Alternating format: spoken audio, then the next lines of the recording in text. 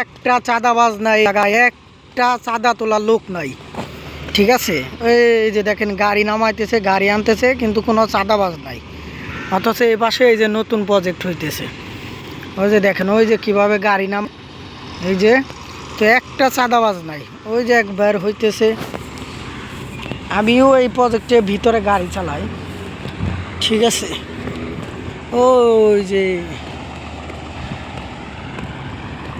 এই পাশটা দেখেন একটু। ঠিক আছে, এই যে এই কাজগুলা এই দেশে কেন এত সুন্দরভাবে করতে পারে, ওই যে প্রজেক্ট এবারে শুধু গ্রাম আর গ্রাম। ঠিক আছে, নতুন ওই নিচে হাইওয়ে আছে।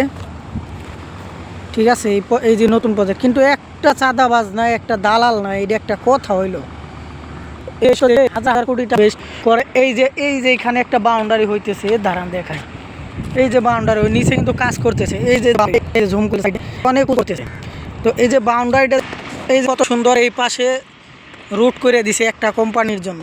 ঠিক আছে, ওই যে দেখেন লোক কাজ করছে। ঠিক আছে, ওই যে কাজ করছে নিচে লোক।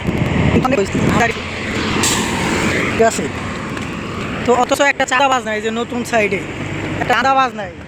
এই যে বাউন্ডারিটার কথা বললাম, যেটা মূল কথা, এই বাউন্ডারিটা হচ্ছে আপনার গ্যারান্টি দিতে হইব, গ্যারান্টি সহকারে কাজ করতে হইব, জানি ভেঙে না পড়ে। সেই প্রচুর পাথর ফালাই যে আমরাই ফেলছি এই জায়গায়।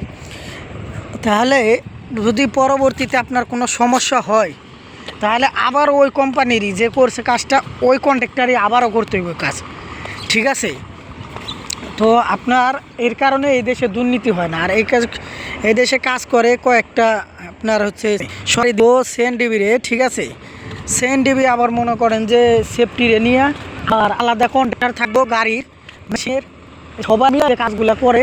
তো কোনো রাতে কোনো মানে আপনার কি হয় না, দুর্নীতি হওয়ার কোনো সুযোগ থাকে না। খাইব কি, খাইলে সরকার একজন মনে করেন যে হালাল ব্যবসা করে খায়। ঠিক আছে, এখানে এত টাকা দিছে।